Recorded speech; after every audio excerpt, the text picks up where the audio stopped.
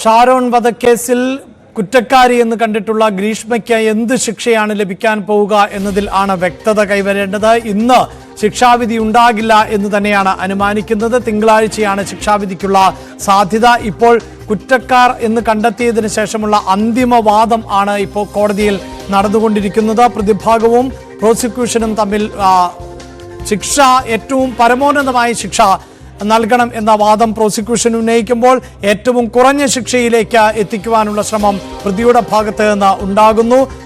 ഇപ്പോൾ വാർത്തയുടെ വിശദാംശങ്ങളുമായി വി വിനോദും MG മിഥുനും ആണ് ചേരുന്നത്. മിഥുൻ, വാദം പ്രധാനമായും പ്രതിയുടെ ഭാഗത്ത് നിന്നുണ്ടാകുന്ന വാദം എന്നത് പ്രായത്തെ അടിസ്ഥാനപ്പെടുത്തി തന്നെയാണ്. കുറ്റക്കാരി എന്ന് കണ്ടെത്തിയ പശ്ചാത്തലത്തിൽ ഇനി അത്തരം, അതായത് ഒരു മകളെ ഉള്ളൂ, പ്രതിക്ക് പ്രായം കുറവാണ്, നന്നായി പഠിക്കുന്ന വിദ്യാർത്ഥിനിയാണ്, തുടർന്ന് പഠനം, തുടർന്നുള്ള ജീവിതം, അതിന് സാഹചര്യമൊരുക്കണം എന്ന വാദങ്ങളൊക്കെയാണ് ഉന്നയിക്കപ്പെടേണ്ടത്. അതിൽ തന്നെ ഉറച്ചു നിന്നുകൊണ്ടുള്ള വാദമാണോ ഇപ്പോഴും പ്രതിഭാഗം തുടരുന്നത്?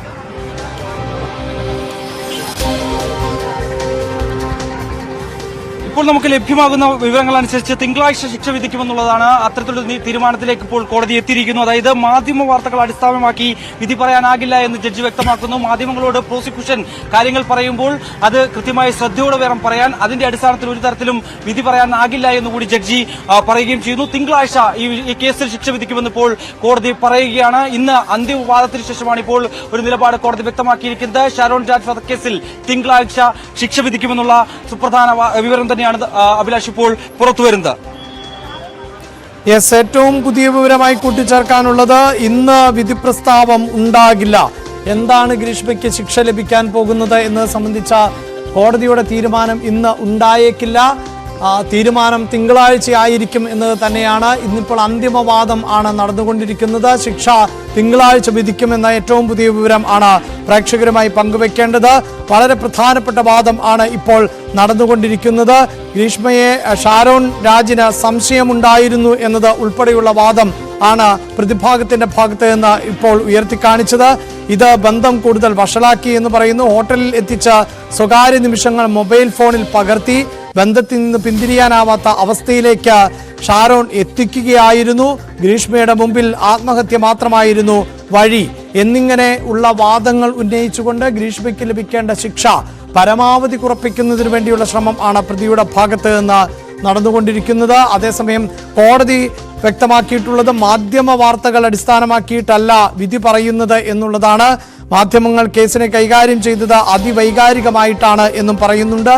തിങ്കളാഴ്ചയാണ് ശിക്ഷ വിധിക്കുക എന്ന് കോടതി വ്യക്തമാക്കുന്നുണ്ട്. എന്ത് ശിക്ഷയാണ് ഗ്രീഷ്മയ്ക്ക് ലഭിക്കാൻ പോകുന്നത്, പ്രത്യേകിച്ച് കൊലക്കുറ്റം ഉൾപ്പെടെ നിലനിൽക്കും എന്ന് കോടതി വ്യക്തമാക്കിയ പശ്ചാത്തലം, വിഷം നൽകിയെന്ന് ബോധ്യപ്പെട്ട പശ്ചാത്തലം, അതിനുശേഷം കേസ് വഴിതെറ്റിക്കാനുള്ള ശ്രമം, തെളിവുകൾ നശിപ്പിക്കാനുള്ള ശ്രമം നടന്നു എന്നത് ബോധ്യപ്പെട്ട സാഹചര്യം, അങ്ങനെ തെളിവുകൾ നശിപ്പിക്കാൻ അമ്മാവൻ കൂട്ടുനിന്നു എന്നത് ഉൾപ്പെടെ കോടതിക്ക് ബോധ്യപ്പെട്ട പശ്ചാത്തലം കൂടിയുണ്ട്. ഈ കുറ്റകൃത്യങ്ങളിൽ എന്തായിരിക്കും ശിക്ഷ എന്നതാണ് തിങ്കളാഴ്ച അറിയുക.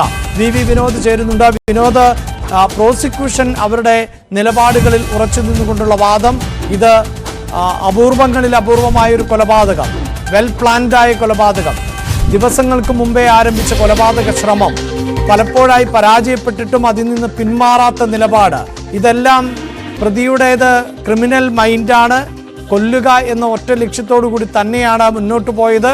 അതിനെ മറ്റൊരു തരത്തിലുമുള്ള സഹതാപവും പ്രതിയോട് പാടില്ല എന്ന വാദം, അതെങ്ങനെയാണ് കോടതിയിൽ ഇന്ന് അവതരിപ്പിക്കപ്പെട്ടത്?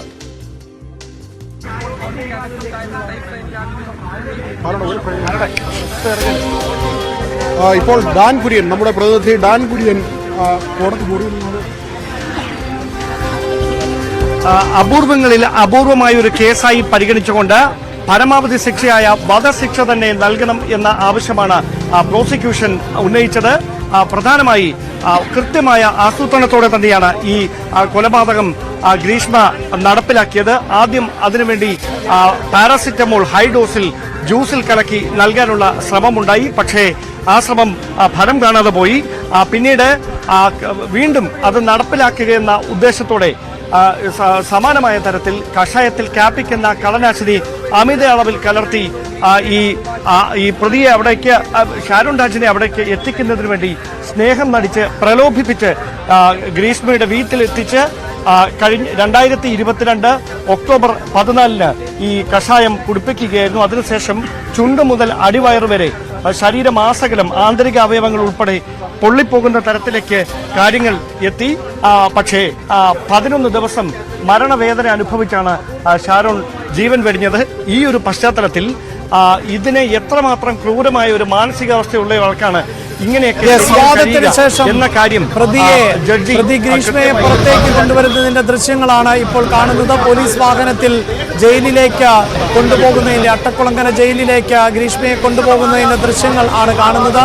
മാധ്യമപ്രവർത്തകർ അടക്കം കഴിഞ്ഞ ദിവസം ചോദ്യങ്ങൾ ചോദിച്ചിരുന്നുവെങ്കിലും ഏതെങ്കിലും തരത്തിലുള്ള പ്രതികരണത്തിന് ഗ്രീഷ്മ തയ്യാറായിരുന്നില്ല. ഇപ്പോൾ ദൃശ്യങ്ങളിൽ കാണുന്നത് ഇന്നത്തെ അന്തിമവാദം, കുറ്റക്കാരി എന്ന് കോടതി കണ്ടെത്തിയതിനു ശേഷമുള്ള അന്തിമവാദം പൂർത്തിയാക്കിയ ശേഷം പ്രതിയെ ജയിലിലേക്ക് തിരികെ കൊണ്ടുപോകുന്നതാണ്. തിങ്കളാഴ്ച വീണ്ടും വിധിപ്രസ്താവം ഉണ്ടാവുമെങ്കിൽ അന്ന് വീണ്ടും പ്രതിയെ ഇവിടെ എത്തിക്കും. തിങ്കളാഴ്ച തന്നെ വിധിപ്രസ്താവം ഉണ്ടാകുമെന്ന് വേണം നമുക്ക് അനുമാനിക്കാൻ. ഷാരോൺ വധക്കേസിൽ ഒന്നാം പ്രതിയായിട്ടുള്ള